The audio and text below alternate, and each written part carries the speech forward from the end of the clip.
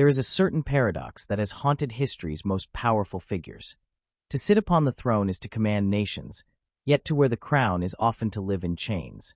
Imagine possessing wealth beyond measure, armies at your command, and the devotion of millions, but still being trapped by rules you did not create and expectations you cannot escape. The gilded cage of monarchy has always been more fragile than it appears. Some rulers chose to remain inside, suffocating quietly under the weight of tradition. Others dared to break free, risking everything for love, conviction, or survival. Their choices reshaped empires, toppled dynasties, and altered the course of nations. From the scandal of Edward, who surrendered a kingdom for love, to the iron will of Tzishi, who defied both her court and foreign powers, to Nicholas, whose hesitation pulled an empire into revolution, history is filled with rulers who could not, or would not, remain obedient to the golden cage. Their defiance did not only wound their own thrones, it rippled outward into the lives of millions, leaving scars and legacies that still shape the world today. But this story is not just about monarchs of the past. It is about the universal struggle between individual freedom and institutional power, a battle that continues in boardrooms, governments, and even families. To understand why these rulers broke the cage is to confront a question we all face. How far are we willing to go to remain true to ourselves? Welcome to our channel, Words of Time, and in this video we are diving deep into the royal rebels. Why break the golden cage? We will explore the hidden motivations, the staggering costs, and the lasting lessons these rulers left behind. The story of inherited power has always carried within it both fascination and unease.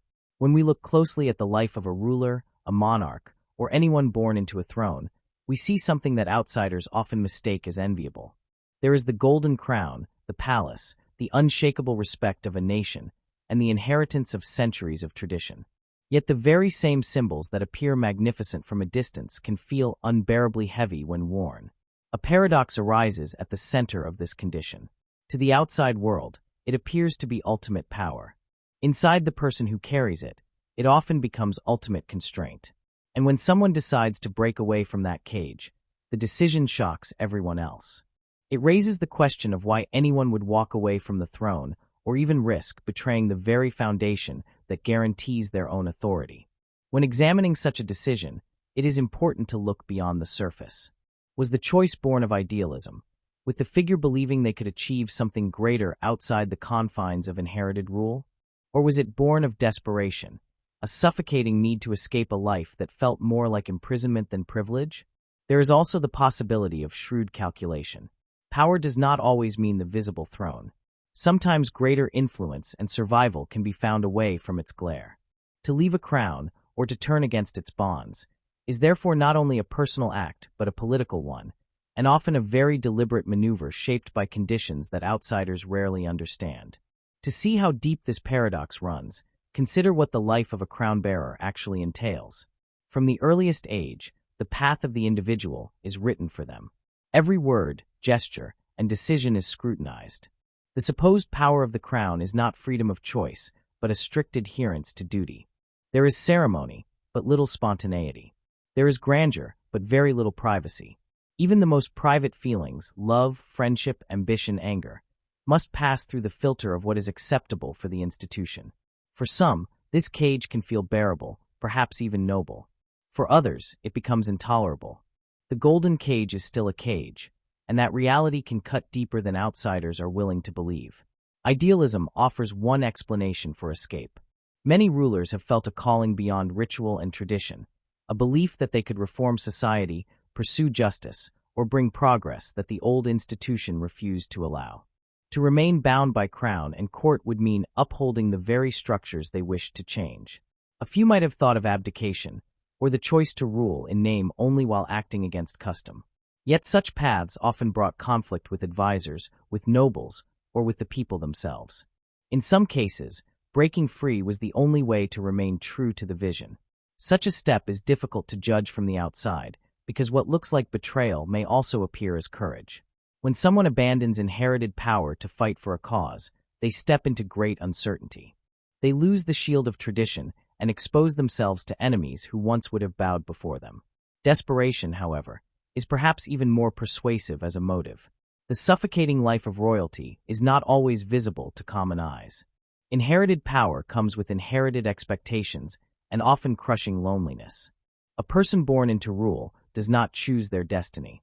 They cannot step away from it without scandal. They cannot speak freely, act freely, or even marry freely without facing opposition. They are surrounded by courtiers, guards, and advisors, but very rarely true confidants. Over time, this can corrode the spirit.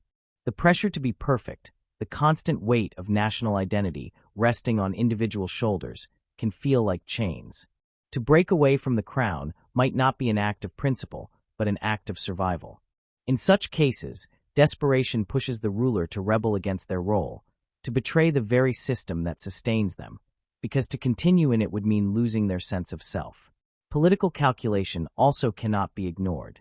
Power does not live only in crowns and ceremonies. At times, stepping away from visible authority has been the cleverest strategy for survival. Monarchs or heirs who sense the tides of change may decide that their throne is not secure. The rise of a republic, the unrest of the people, or the ambitions of rivals may turn the golden seat into a death trap. In such moments, abandoning the crown or striking against it may be the only path to keep influence alive, to shape events from a safer distance, or to preserve personal survival. Betrayal, in this sense, is not irrational but strategic. It is not about abandoning power, but about reshaping it, taking it out of the gilded cage, and into a space where it can be exercised with fewer chains. The cost of such decisions, however, cannot be understated. To betray one's inheritance is to set oneself against history, tradition, and expectation. It often means exile, poverty, and endless danger. A figure who once commanded armies may suddenly find themselves at the mercy of old rivals. The betrayal of the crown makes enemies on every side. Former allies see a traitor. The people feel abandoned or betrayed. Rivals see weakness and strike with vengeance. The figure who abandons their throne is stripped not only of luxury but of protection. Their life becomes uncertain, their security fragile. Few choices demand such personal sacrifice, and few bring such relentless risk. The ultimate paradox of the crown is this: the very thing that looks like total power can make one the most vulnerable. Breaking the golden cage, for all its allure, demands that the individual pay with everything else they have. What makes this paradox dramatic is the contrast between appearance and reality. From the outside, the crown is the height of authority. From the inside, it can feel like being trapped behind bars made of duty, tradition, and public scrutiny. Outsiders see wealth, palaces, and influence. Insiders feel isolation, constraint, and the ever-present shadow of expectation. When a crown-bearer finally chooses to break free, the shock to society is immense because it forces everyone to confront the truth they preferred to ignore, that the ultimate power may, in fact, be the ultimate burden. This paradox has appeared across history and literature. Tales of abdication, exile, betrayal, or rebellion repeat through time because the dilemma is universal. The figure in the golden cage may sit in Europe, in Asia, in Africa, or in any land that has known monarchy or hereditary rule. The story resonates even in modern times because it speaks to something more human than royal ceremony. It speaks to the struggle between duty and self, between inherited identity and personal freedom. It asks whether power is truly freedom, or whether freedom sometimes requires surrendering power. In that tension lies the heart of the story of the crown's captive. The choice to break the golden cage is therefore never simple. It blends idealism with desperation, principle with survival, and vision with calculation. It always carries a cost, often immense, often tragic. Yet it also carries a strange kind of liberation. To walk away from a throne, or to betray its promises, is to step into a life of uncertainty, but also a life where the individual finally belongs to themselves. That is why such stories captivate us. They remind us that even the highest forms of power cannot erase the basic human need for freedom, authenticity, and meaning. If we look deeper into the lives of those who chose to remain within the crown, we see the opposite side of the paradox. Some rulers bore the cage with pride and dignity, seeing their life not as imprisonment but as service. They embraced the heavy chains of duty because they believed it gave purpose to their existence. For them, abdication or betrayal would have felt like weakness or dishonor. They accepted isolation as the price of legacy. The contrast between those who stayed and those who broke free only sharpens the drama of the paradox. It shows that the same crown can feel like glory to one person and like suffocation to another. The cage gleams with gold, but how it is experienced depends on the heart that wears it. The deeper question remains: why do we, as outsiders, find it so difficult to imagine leaving such power behind? Perhaps it is because most people never experience it. To those without palaces or crowns, the idea of walking away from them seems absurd. The outsider sees only gain, not loss. But the story of the crown's captive forces us to reconsider what power really means. Is it control over others, or is it the ability to control one's own life? Is it wealth and influence, or is it the freedom to act according to one's conscience? Once we ask these questions, the decision to break the golden cage begins to appear less like madness and more like a profound statement of human need. This is why betrayal of inherited power is both feared and admired. It is feared because it threatens the order of society, shaking the foundation of loyalty and tradition. But it is admired because it expresses something raw, something deeply human, that transcends politics. The individual who casts aside the crown, risking everything for either principle or survival, embodies a truth about freedom that everyone can understand. They reveal that even the greatest symbols of authority cannot satisfy the need for selfhood.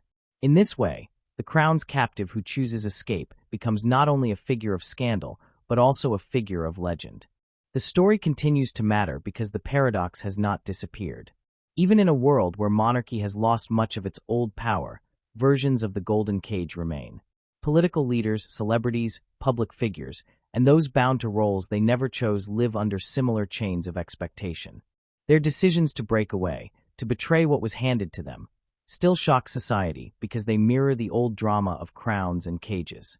We continue to watch these stories unfold because they remind us that power without freedom is not true power at all. The cage, no matter how richly decorated, remains a prison if it denies the essence of choice. So when we ask why anyone would break the golden cage, the answer is not simple. It could be idealism, the vision of something better.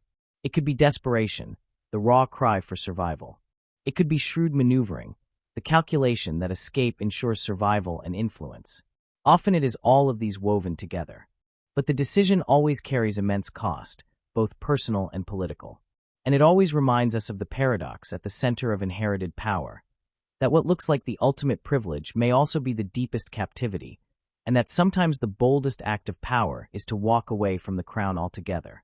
The story of rulers who chose to break from their inheritance, or whose actions became a wound inflicted on their own reign, gives shape and clarity to the paradox of the golden cage.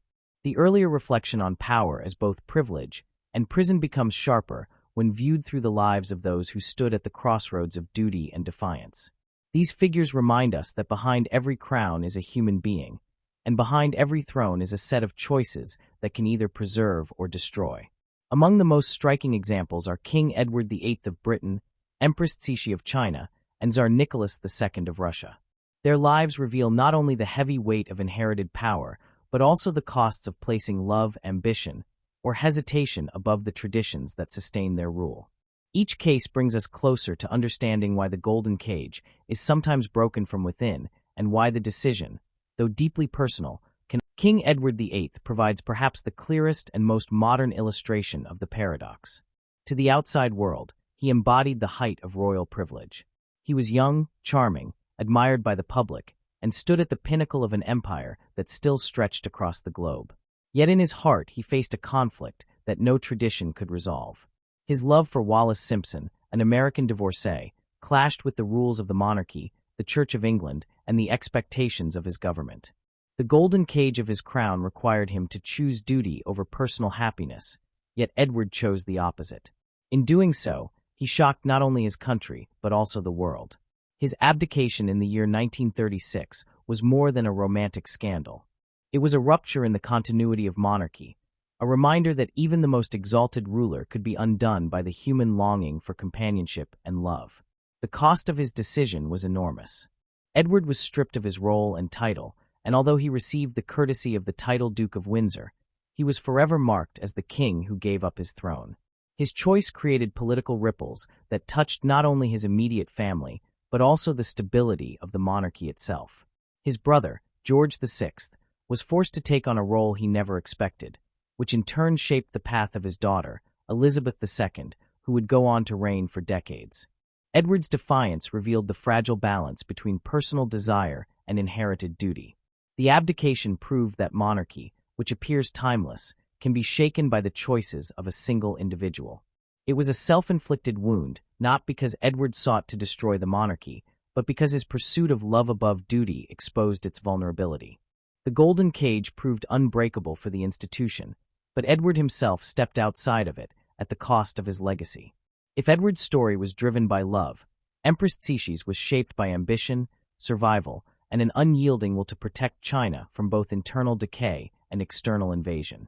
Rising from the position of a concubine in the Qing dynasty court, she maneuvered her way into becoming the de facto ruler of the empire for decades. Her defiance was not the rejection of the throne, but rather the refusal to allow the traditional boundaries of her gender and status to contain her. Cixi's actions embodied both strength and controversy. She resisted foreign encroachment, preserved elements of imperial authority, and held together a dynasty that was under relentless strain. Yet her methods often challenged the very foundations of dynastic power and provoked criticism that she had betrayed tradition for her own survival. Her greatest paradox was that while she sought to defend China against foreign powers, some of her decisions weakened the dynasty itself. Her support for the Boxer Rebellion, for instance, placed her at odds with reformers and exposed China to even greater humiliation when foreign powers retaliated.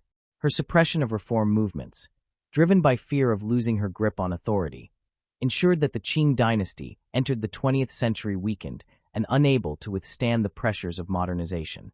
In her determination to maintain control, she delayed the very changes that might have preserved the dynasty. Cixi's story reveals how defiance within the golden cage can cut both ways. On one hand, she demonstrated extraordinary agency in a world that denied women political power. On the other hand, her unwillingness to loosen her hold on tradition contributed to the downfall of the empire she sought to protect. Her legacy is therefore deeply complex, at once a testament to resilience and a reminder of the dangers of clinging to power at all costs. Where Edward broke the cage for love and Cixi wielded it to preserve her grip, Tsar Nicholas II exemplifies the tragedy of hesitation and misplaced faith in tradition. As the last Tsar of Russia, Nicholas inherited an empire already under immense strain. The pressures of industrial change, political unrest, and growing revolutionary fervor required bold action and reform. Yet Nicholas remained bound to the belief that autocracy was sacred and unchangeable. His loyalty to tradition blinded him to the urgency of change, and his reluctance to embrace reform allowed discontent to swell into revolution. Unlike Edward or Cixi, Nicholas did not openly defy his role.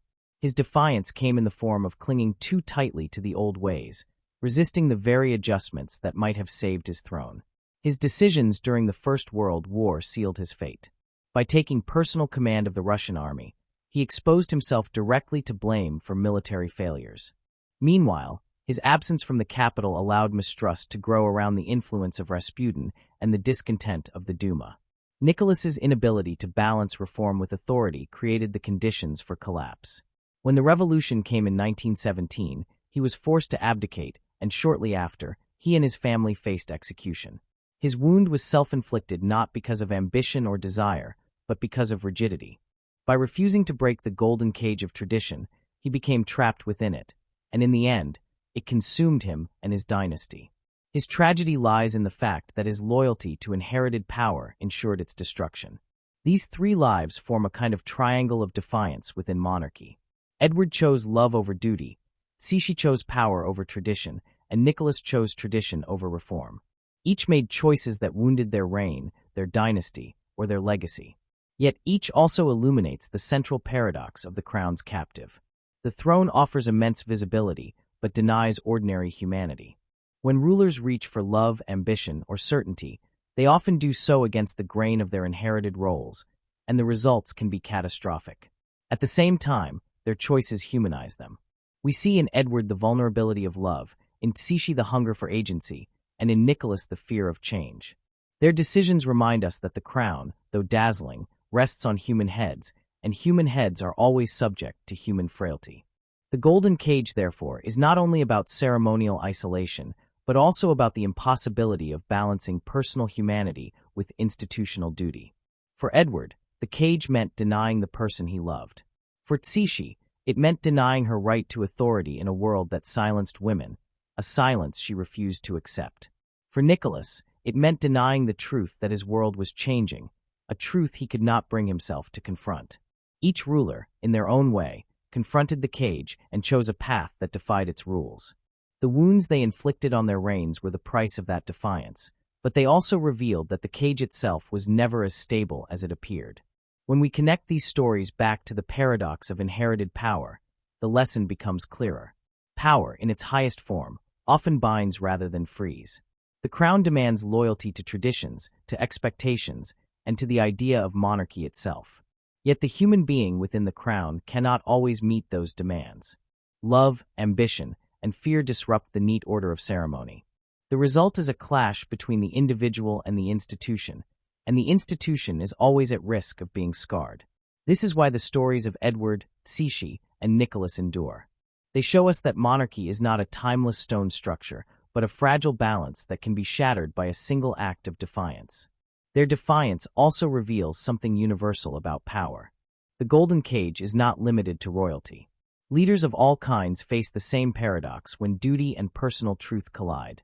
The case studies of these rulers highlight in dramatic form what many others experience in quieter ways. The tension between public role and private self, between tradition and change, between duty and desire. The scars left on monarchies by Edward, Cixi, and Nicholas are reminders that even the most exalted rulers are not immune to the same struggles that face ordinary people. In the end, the lion's self-inflicted wound is not only about crowns and empires. It is about the cost of being human within a system that demands more than humanity can bear. The thread that binds together the lives of rulers who broke from their inheritance, whether through acts of love, ambition, or fear, continues when we look at the wider strategies of self-sabotage and revolution. The paradox of power does not always express itself in simple abdication or in the clinging to old ways. Sometimes it appears in deliberate choices that seem, at first glance, unthinkable for those meant to preserve stability.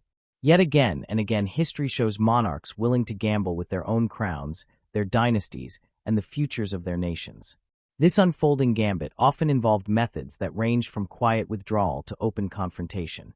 Each choice revealed something about the fragility of monarchy and the volatile nature of power itself. Abdication has long been the most dramatic and symbolic form of self-sabotage. When King Edward VIII gave up his throne for love, his decision carried the weight of a nation's disappointment and confusion. Abdication was not simply the refusal of a crown, but an act that unsettled the very foundation of continuity. For centuries, monarchies had survived precisely because of their insistence on duty over personal will. To abandon the throne suggested that the institution was not immutable, that a crown could indeed be refused. This had ripple effects beyond Britain, stirring questions about the resilience of monarchies in an age of growing republican sentiment. Abdication became a weapon of personal freedom, but it also exposed the monarchy's dependence on the compliance of individuals. When the captive broke their own chains, the whole cage trembled. Covert defiance, though less visible than abdication, carried equal weight in the unfolding gambit of royal strategies. Empress Cixi of China offers one of the most vivid examples. Her rise from concubine to effective sovereign was itself an act of defiance, yet her later maneuvers to resist both internal reform and foreign intrusion showed the delicate balance between survival and sabotage. She cloaked her resistance in the language of tradition, but her decisions, such as suppressing reform movements or supporting reactionary rebellions, undermined the very system she aimed to preserve. Covert defiance meant using the tools of monarchy to resist change, but in doing so, it often deepened the fractures within the state. The ruler who sabotaged reforms in the hope of preserving authority frequently found that the delay only made collapse more certain. Open confrontation, the most dramatic form of royal gambit, reveals itself in rulers who chose war against their own people rather than yield to change. Tsar Nicholas II's decision to cling to autocracy, even as revolutionary currents surged through Russia, pushed the empire into direct conflict between throne and people. His strategy of repression, his reliance on force, and his unwillingness to concede meaningful reform turned unrest into revolution. When the monarch wages war on their own citizens, the cage is no longer gilded but rusted, and its bars begin to collapse. Such strategies of open defiance turn the crown from a symbol of unity into a banner of division. The gambit is bold, but the outcome is often fatal for the ruler and the dynasty alike. The immediate reactions to these acts of sabotage were as varied as the methods themselves. In the case of abdication, the court scrambled to protect continuity. In Britain, ministers and advisors rushed to ensure a smooth transfer of power from Edward to George VI. The shock of the abdication was immense, yet the institution itself survived by quickly absorbing the wound. Among the common people, reactions were mixed. Some admired Edward's devotion to love, while others condemned what they saw as selfishness. Internationally, the abdication raised eyebrows but also offered reassurance, for the stability of the empire seemed more important than the personal life of one man. The speed with which the monarchy adapted revealed both its fragility and its resilience. It could be shaken, even humiliated, but it did not crumble. By contrast, Cixi's defiance brought more complicated responses. Within the court, factions split between reformers who saw modernization as essential and conservatives who clung to tradition. Her maneuvering often placed her at the center of both admiration and blame. Among the people, her resistance to foreign encroachment stirred national pride, yet her suppression of reforms alienated intellectuals and progressives. International powers, watching China through the lens of their own imperial ambitions, saw in her both an obstacle and an opportunity. When her decisions led to crises such as the Boxer Rebellion, foreign powers reacted with force, carving deeper wounds into China's sovereignty. The reactions revealed the double-edged nature of her strategy. In resisting, she preserved her grip, but she also exposed the dynasty to greater vulnerability. For Nicholas II, the reactions were catastrophic. Within the court, frustration grew as ministers and advisors realized that the Tsar's stubbornness was not merely tradition, but a refusal to see reality. Among the common people, suffering during the First World War and discontent with economic hardship turned loyalty into anger. The Tsar's reliance on force to suppress dissent made him appear not as a father of the nation, but as its oppressor. International powers watched with unease. Some hoped that the Tsar might stabilize his country to remain a bulwark against revolution, while others quietly anticipated that his fall would open opportunities for influence. When revolution finally erupted, the responses hardened into action, and Nicholas became not only an isolated monarch, but a symbol of everything the people rejected. His fate was sealed as much by the reactions around him as by his own choices. The ripple effects of these strategies spread far beyond the personal lives of the rulers. Edward's abdication reshaped the line of succession, altered the role of the monarchy, and indirectly influenced the character of British leadership during the Second World War. His act of personal choice became a hinge in history. Cixi's defiance delayed reforms that might have stabilized the Qing dynasty, contributing to its eventual fall and the turbulent birth of modern China. Her legacy is therefore inseparable from the long struggle between tradition and modernization that still shapes Chinese history. Nicholas's stubbornness brought not only the end of the Romanov dynasty, but also the rise of Bolshevism, an upheaval that transformed not only Russia, but the world in the 20th century. The ripple effects of his defiance were not confined to his empire, but stretched across continents, fueling ideological struggles that shaped the modern era.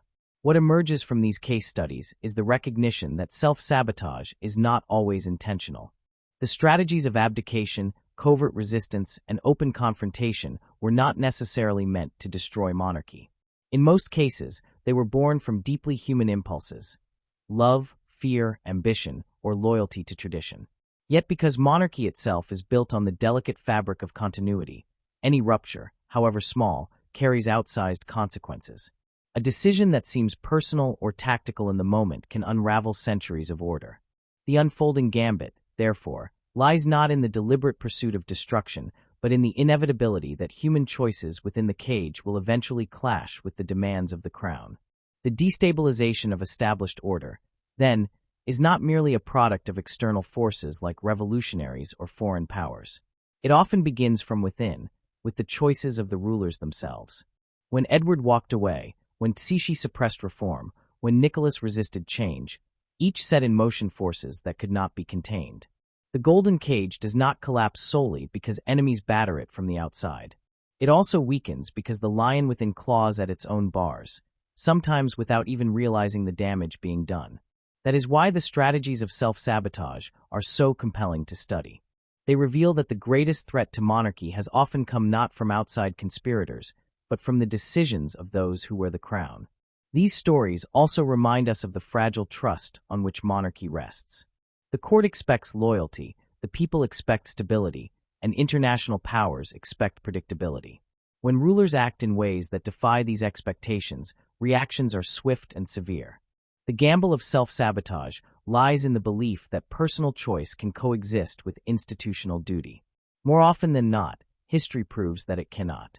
Once the ruler steps outside the narrow bounds of tradition, whether through abdication, defiance, or confrontation, the entire system trembles. The ripples spread outward, destabilizing alliances, shifting public loyalties, and redrawing the map of power. The unfolding gambit of royal self-sabotage reveals the deepest truth about the golden cage.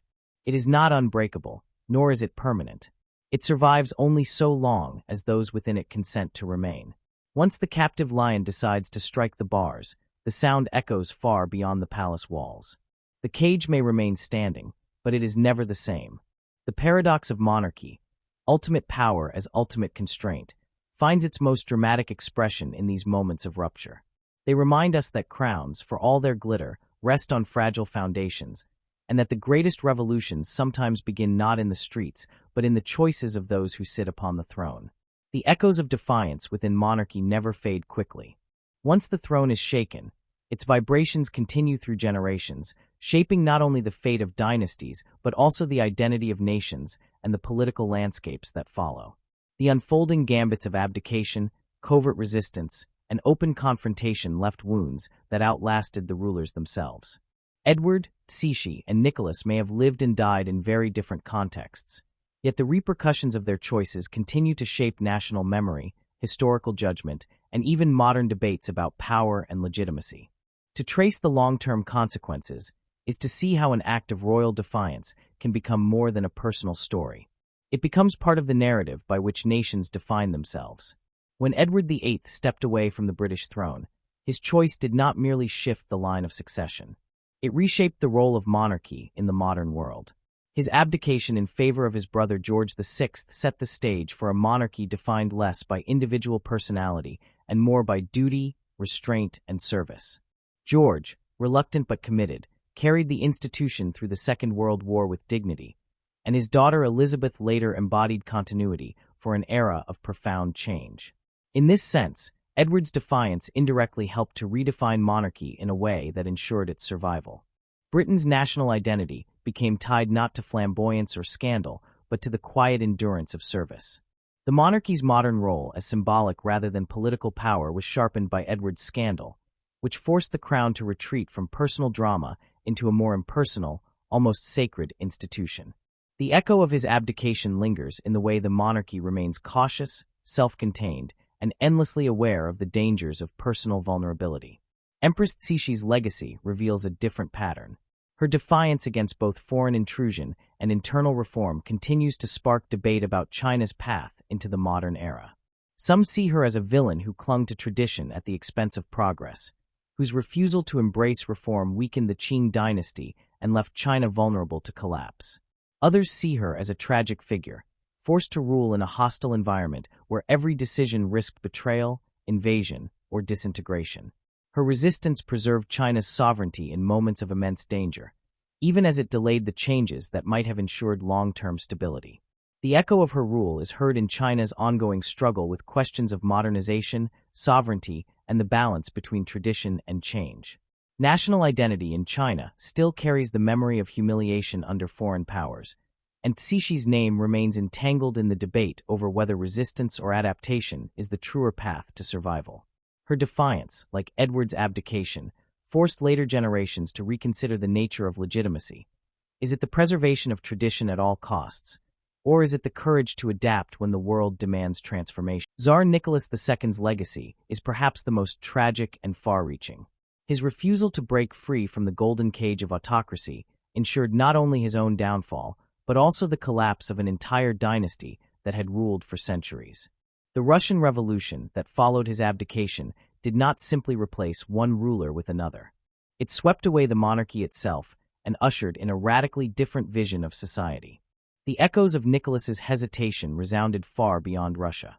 The rise of Bolshevism transformed the global political landscape, igniting ideological battles between communism and capitalism that defined much of the 20th century. Nicholas's legacy, therefore, is not only a national tragedy but a world-shaping event. His name endures not as a symbol of reform or resilience, but as the embodiment of a monarch out of step with his time, a tragic figure who sealed his own fate and that of his empire by refusing to adapt. In Russia today, his memory oscillates between reverence, as in the Orthodox Church's canonization of him and his family as martyrs, and criticism, as historians remind the world of his failures.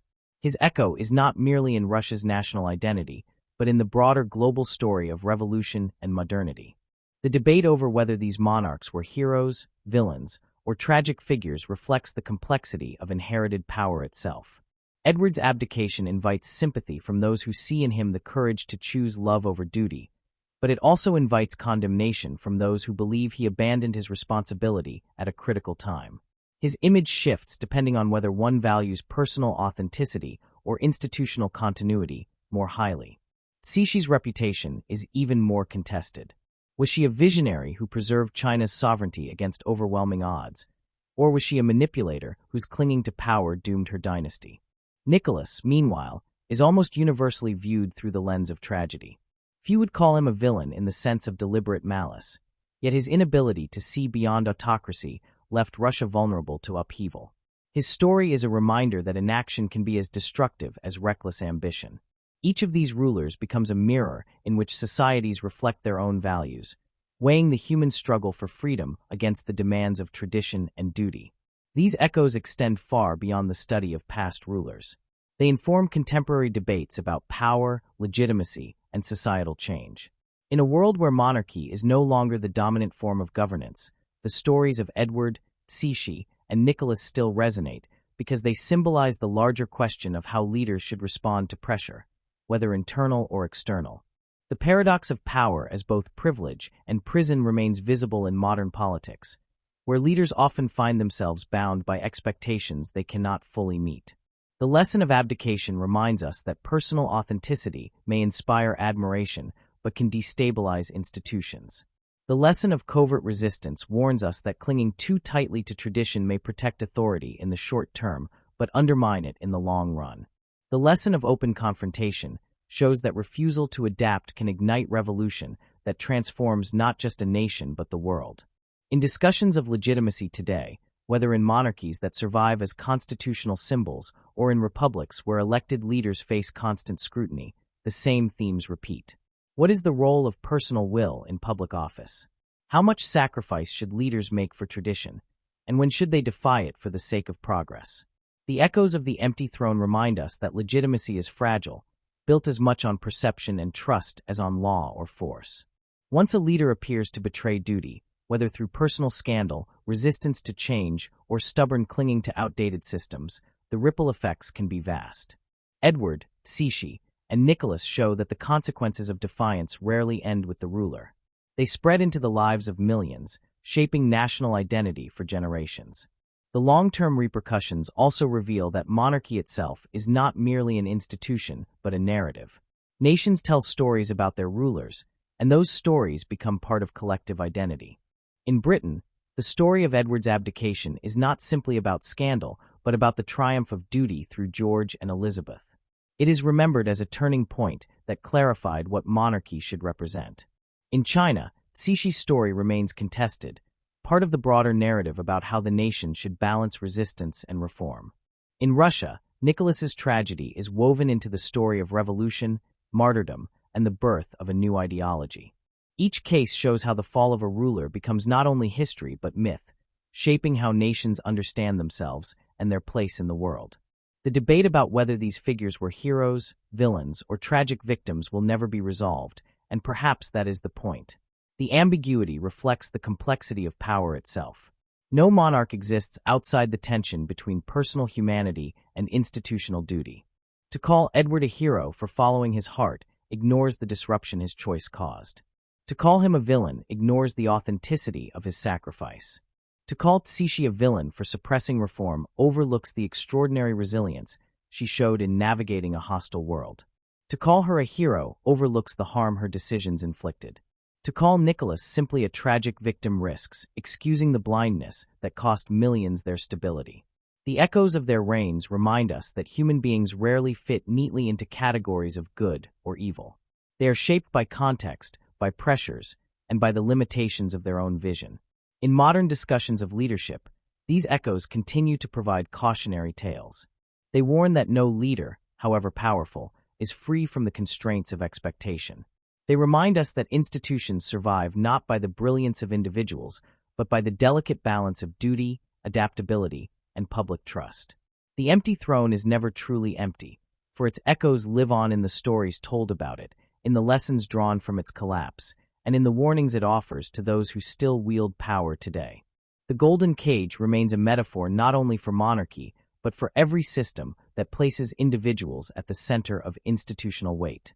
The lion's wounds, whether self-inflicted or born of hesitation, continue to teach us that power without adaptability leads to collapse, that personal freedom can conflict with duty, and that legitimacy, once shaken, reverberates for generations.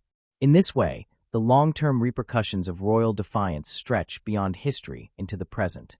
They influence how we understand leaders, how we judge their choices, and how we imagine the relationship between power and responsibility.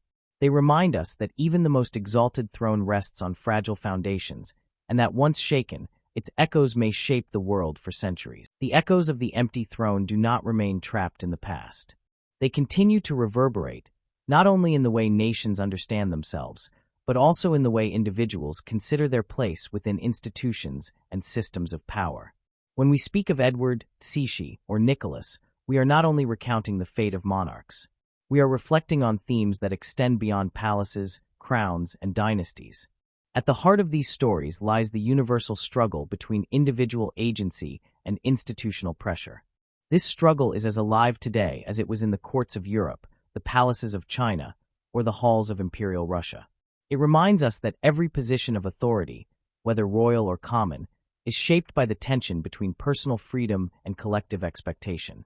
Individual agency is the force that drives human beings to act according to conscience, passion, or vision. For Edward, it was the agency to choose love over duty, to claim his right to a private life despite the weight of empire. For Cixi, it was the agency to seize power in a world that told her she had none, to assert herself in an environment of constant intrigue and threat. For Nicholas, tragically, it was the agency he refused to claim, allowing tradition and hesitation to guide him instead of adapting to the needs of his people. Each story illustrates a different dimension of this universal theme: the courage to break free, the determination to hold on, and the fear that prevents change. Agency, however, is never exercised in isolation. It is always in tension with the institutions that demand loyalty, obedience, and sacrifice. The golden cage exists not only for monarchs, but for all who live within systems larger than themselves. In our own time, the parallel is striking. Leaders, celebrities, activists, and ordinary people all face versions of the same question. Do we comply with expectations, or do we risk defiance to remain true to ourselves?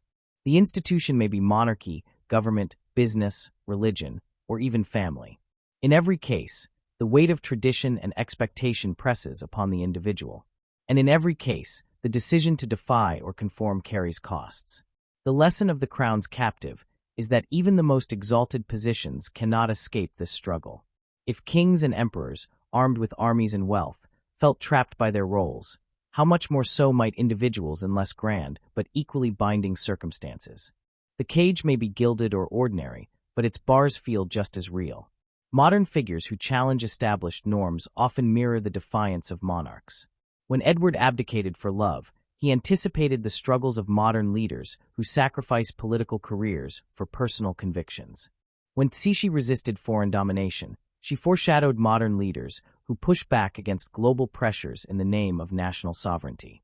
When Nicholas clung to autocracy until it consumed him, he became a warning for those who ignore the demand for change in times of upheaval. These stories, though rooted in royalty, continue to echo in political, cultural, and social life today. We see them in the courage of whistleblowers who defy institutions at personal risk, in activists who confront governments and corporations, and in leaders who step outside tradition to pursue reform. The defiance of monarchs becomes a metaphor for the courage it takes to act against entrenched systems. Consider the modern debates about political leaders who resign from office rather than compromise their principles. Their acts are a form of abdication, not unlike Edward's, though less adorned with crowns and ceremonies. Consider also the figures who resist global pressures in the name of national independence, echoing Cix's defiance against foreign encroachment. Or consider those who, like Nicholas, refuse to adapt to the changing needs of their societies, leading to political collapse, unrest, or revolution. These parallels are not mere coincidence. They reveal the timelessness of the struggle between individual will and institutional demand. History becomes a mirror in which we can see our present dilemmas reflected with startling clarity. The lesson of these echoes is not only for rulers or leaders, but for every individual. Institutions exist in every life. Some are vast, like governments or corporations. Others are intimate, like families, schools, or communities. Each places expectations on individuals. Each demands certain sacrifices of freedom. The cage may be built of tradition, responsibility, or fear, but it is always there. The stories of monarchs remind us that agency, the courage to act in accordance with one's own truth, is never free of cost. To break the bars is to risk stability, security, and acceptance.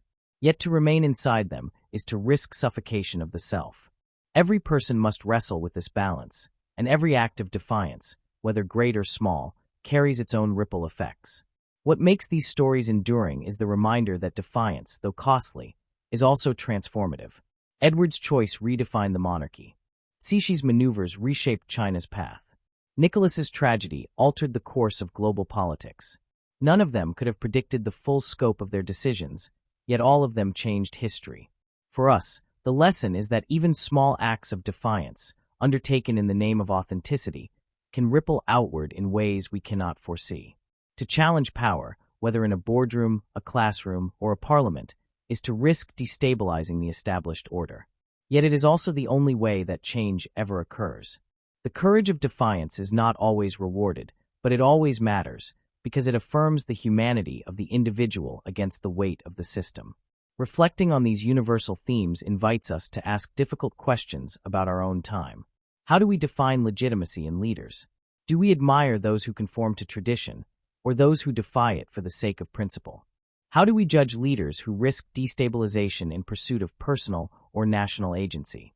And most importantly, how do we reconcile our admiration for defiance with our fear of instability? These questions are as alive now as they were in the time of monarchs. They shape our debates about democracy, nationalism, globalization, and reform. They also shape our private decisions in families, careers, and communities where we weigh loyalty against freedom every day. The stories of monarchs also remind us that judgment is rarely simple. Heroes and villains are rarely clear-cut. Edward can be seen as selfish or courageous, Cixi as manipulative or resilient, Nicholas as foolish or tragic. Similarly, in our own time, figures who defy institutions may be seen as reckless or visionary, depending on perspective. The lesson is not to simplify, but to acknowledge the complexity of human choice. Defiance carries both noble and destructive potential. It can inspire progress or unleash chaos. What matters is not only the act itself, but the context in which it is made and the consequences it sets in motion. For individuals today, the courage to challenge power often feels daunting. The institutions of our lives, whether social, political, or personal, can feel immovable. Yet history shows that even the mightiest thrones can be shaken from within. The lion's wounds remind us that power is never absolute, and that even the captive can strike against their cage. To consider the power dynamics in our own lives is to ask where we feel trapped, where we comply out of fear, and where we might dare to defy. It is to recognize that agency lies not only in the great halls of rulers, but in every choice we make to align our actions with our beliefs. The courage to challenge established norms is not always about grand gestures. Sometimes it is found in the quiet insistence on dignity, fairness, or authenticity. It may mean speaking truth in a hostile environment, refusing to accept injustice, or choosing integrity over convenience. These acts may not topple empires, but they change the world in small and vital ways. They ripple outward, influencing others, reshaping communities, and reminding us that even within the tightest cages, agency endures. The lessons of Edward, Cixi, and Nicholas are not confined to textbooks. They live in the decisions we make every day about how much of ourselves we are willing to sacrifice for the institutions around us. As we reflect on these stories, it becomes clear that the throne, whether literal or symbolic, is always empty in one sense. No ruler, however powerful, can fully embody the weight of the institution they represent. The emptiness lies in the gap between personal humanity and collective expectation, a gap that no crown can ever completely fill. The echoes of that emptiness remind us to look not only at rulers of the past, but also at ourselves. We may not wear crowns, but we live in systems that demand loyalty, conformity, and sacrifice. The question of how we respond to those demands is as pressing for us as it was for monarchs. The courage to defy, the wisdom to adapt, and the humility to serve remain the pillars on which legitimacy rests. The lesson beyond the throne is both sobering and liberating. Sobering, because it reveals how fragile institutions can be, how easily trust can be shaken, and how costly defiance can become. Liberating, because it affirms that agency is always possible, even in the tightest cages. The golden bars may gleam, but they are not unbreakable. The stories of those who broke them remind us that change begins with individuals who dare to act. Their choices may wound themselves, their families, or their nations, but they also open paths that would otherwise remain closed. For us, the challenge is to listen to these echoes and to ask what cages bind us, what power dynamics shape us, and what courage we might summon to break free.